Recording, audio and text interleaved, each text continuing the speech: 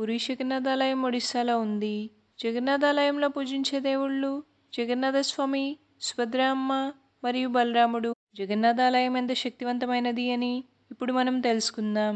ఆలయం పైన ఉన్న అన్ని జెండాలు గాలికి వ్యతిరేక దిశలో ఎగురుతూ ఉంటాయి. అలా వ్యతిరేక దిశలో జెండాలు ఎలా ఎగురుతాయని ఎవరికీ తెలియదు. రోజు సాయంత్రం ఆలయం పైన ఉన్న జెండా మారుస్తారు. జెండా మార్చడం కోసం ఆలయం పైకి ఎక్కేవాళ్ళు 214 అడుగుల ఆలయం పైకి ఎలాంటి సపోర్ట్ లేకుండా ఎక్కి జెండా మారుస్తారు. జగన్నాథాలయం గర్భాలయం లోపలికి వెళ్ళాక బయట శబ్దాలు లోపలికి రావు.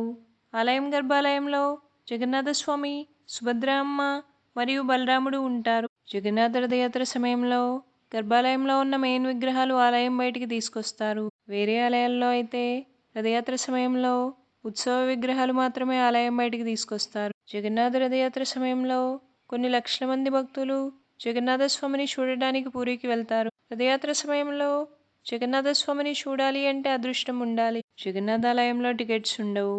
ఫ్రీ దర్శనం ఒక్కటే ఉంటుంది. ఆలయంకి మొత్తం 4 ద్వారాలు ఉంటాయి ఆలయం లోపలికి వెళ్ళడానికి. అందులో ఈస్ట్ గేట్ ముఖ్యమైన ద్వారం. ఈస్ట్ గేట్కి ముందు అరుణ స్తంభం ఉంటుంది. కోనార్క్ ఆలయం ధ్వంసం చేశాక కోనార్క్ ఆలయం ముందు ఉన్న అరుణ స్తంభం తీసుకొచ్చి జగన్నాథాలయంకి ఎదురుగా పెట్టారు. ఈస్ట్ గేట్ నుండి జగన్నాథాలయం లోపలికి వెళ్ళేటప్పుడు మొదట్లో కుడివైపు పతితపావన్ స్వామి ఉంటారు. పతితపావన్ స్వామి గర్భాలయంలో ఉన్న జగన్నాథ స్వామి లాగా ఉంటారు. పూరిలో జగన్నాథ స్వామి ఎలా వెలిశారు అని ఇప్పుడు మనం తెలుసుకుందాం. ఒకనొకప్పుడు పూరిలో ఇంద్రజిమ్న మహారాజు అనే రాజుగారు ఉండేవారు. ఆయన భార్య పేరు గుండీష. ఇంద్రజిమ్న మహారాజు గారు ఒక మంచి ఆలయం కట్టించి ఆలయంలో నిజంగానే దేవుడిని తీసుకురావాలి అని అనుకుంటారు. రాజుగారు విష్ణుమూర్తికి భక్తుడు. విష్ణుమూర్తి ఒకరోజు రాజుగారి కల్లోకి వచ్చి నీలమాధవ అనే పేరుతో నేను ఒక చోట ఉన్నాను అని చెప్తారు. రాజుగారు నీలమాధవని వెతకడం కోసం విద్యాపతి అనే బ్రాహ్మణుడిని పంపుతారు. విద్యాపతి నీలమాధవని వెతుక్కుంటూ అడవికి వెళ్తారు. అడవిలో నీలమాధవని చూస్తారు విద్యాపతి. నీలమాధవని చూసిన విషయం రాజుగారితో చెప్తారు విద్యాపతి.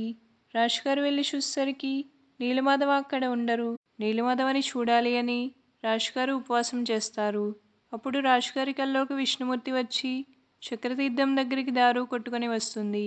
ఆ దారుతో విగ్రహాలు చేపించమని చెప్తారు. రాజుగారు చక్రతీర్థం దగ్గరికి వెళ్తారు. దారు దొరుకుతుంది. దారు వాళ్ళ రాజ్యంకి తీసుకెళ్తారు. దారుతో విగ్రహాలు చేయడానికి అనంత మహారాణా అక్కడికి వెళ్తారు.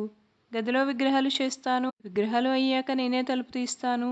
ఎవరూ తలుపు తీయొద్దు అని చెప్తారు అనంత మహారాణా. ఒకరోజు గదిలో నుండి శబ్దాలేమీ రాకపోతే అనంత మహారాణాకి ఏమైందో అని కంగారు పడి గుండీష గది తలుపులు తెరిపిస్తారు. అప్పుడు 3 విగ్రహాలు సగం సగం చెక్కి ఉంటాయి. అనంత మహారాణా గదిలో ఉండరు. నారద మహర్షి అప్పుడు వెళ్ళి చెప్తారు జగన్నాథ స్వామి అలానే వెలుద్దాం అనుకున్నారు అని. అందుకే పూరి ఆలయంలో విగ్రహాలు ఇప్పటికీ సగం సగం చెక్కి ఉంటాయి. జగన్నాథాలయం లోపలికి వెళ్ళాక ఆలయం గర్భాలయంలో ఉన్న జగన్నాథ స్వామి, సుభద్ర అమ్మ మరియు బలరాముడిని దర్శనం చేసుకోండి. తర్వాత చూడాల్సిన ముఖ్యమైన ఆలయాలు ఏవి అంటే మహాలక్ష్మి అమ్మవారి ఆలయం, విమలా అమ్మవారి ఆలయం, వట జగన్నాథాలయం, నరసింహస్వామి ఆలయం.